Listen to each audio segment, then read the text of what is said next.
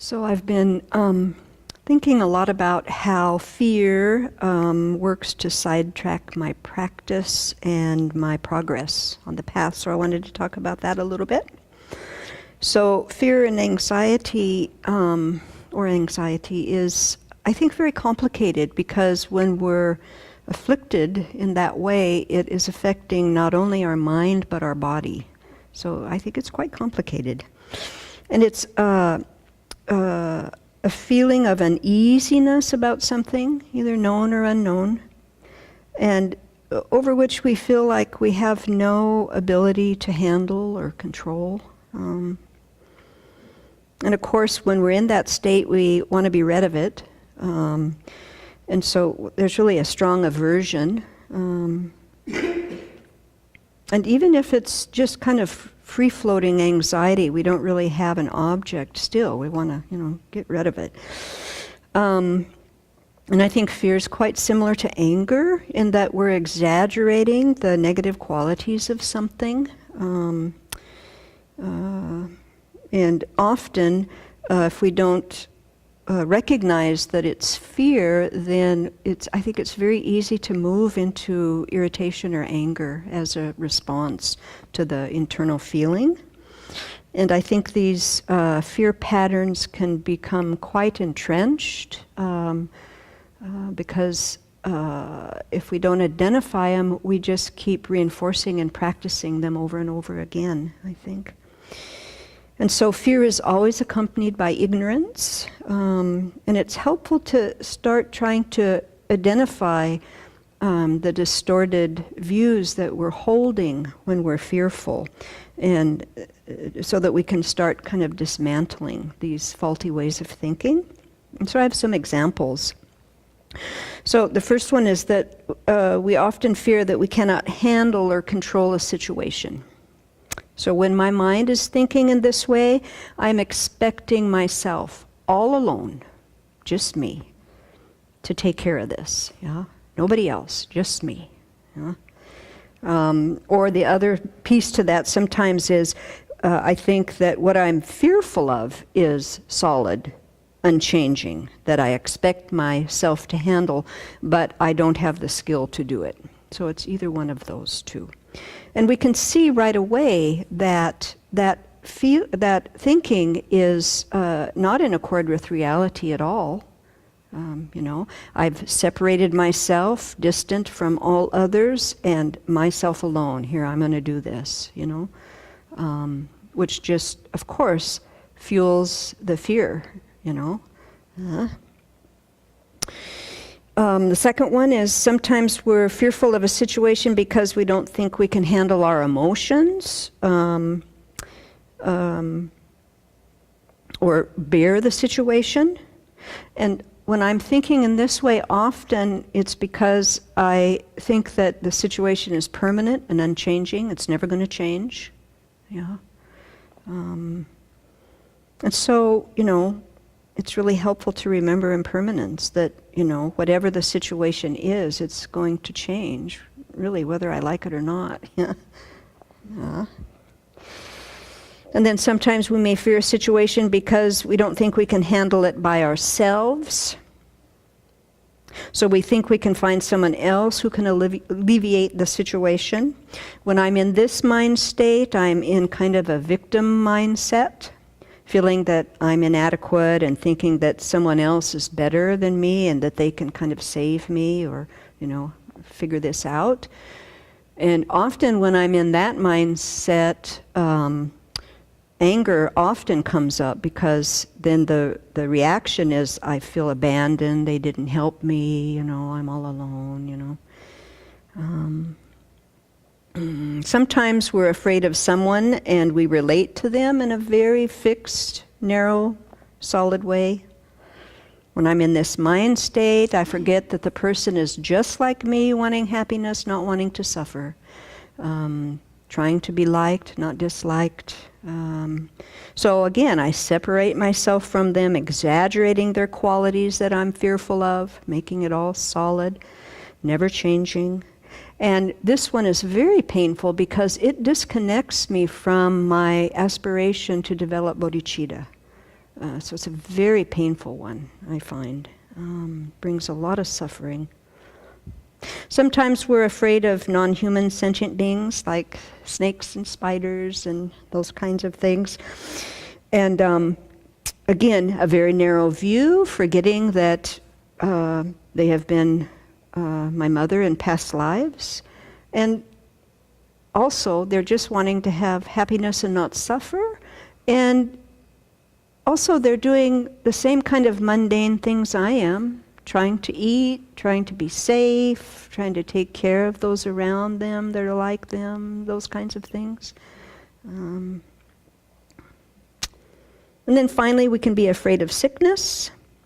So when I'm in this mind state, I forget my conventional nature. I am a very limited samsaric being. No matter what I do, I am going to get sick at some point or injured. And of course, the end result of that is death. And so not really reminding myself of this, then when I get sick, instead of accepting it, I do all kinds of dances to try and make it different. I get angry, tons of suffering. And so really the first step on this one is to accept and to keep in mind that no matter what I do, it's not going to stay, sick-free. That's impossible. It's impossible. Because we are disintegrating moment by moment. Yeah, and the older you get, the more you understand that, I think.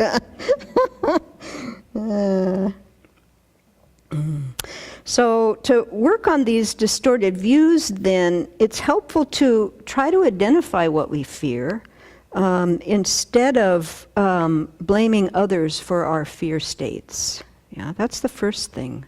Because if we're always, looking outward, I'm never going to identify what's going on in here. And if I don't identify what's going on here, how am I going to turn it or change it? It's impossible. And then I think to evaluate our ability to handle what we fear by, kind of accepting our present level of, whatever that is, because these are complicated, at least that's my experience. It's hard to dismantle these because I've been practicing them, some of them, since I was a kid. That's a long time ago. And so they're very entrenched, yeah? And so it's really important to kind of approach looking at this with some compassion for myself, instead of, I'm such a jerk, I can't figure this out, or here I go again, or, So we have to bring some compassion to accepting where we are with these things. And then, do what I can, keep practicing, not give up, and rejoice when I get some, progress, in the dismantling of these. And the most important, I think, is to use our refuge, and to use our understanding of dependent arising and emptiness, just like Ishla has been talking about all this week, to help us try to acclimate to seeing things in a realistic way instead of these entrenched, distorted ways that just continue to bring suffering over and over and over and over and over again. Then I have some specific antidotes that I've used that are helpful. So when I can identify that I have some fear, to rehearse how I'm going to kind of move into the situation is helpful. So kind of like a role play in my mind, sort of. And in this one, often too, it's about calming my body.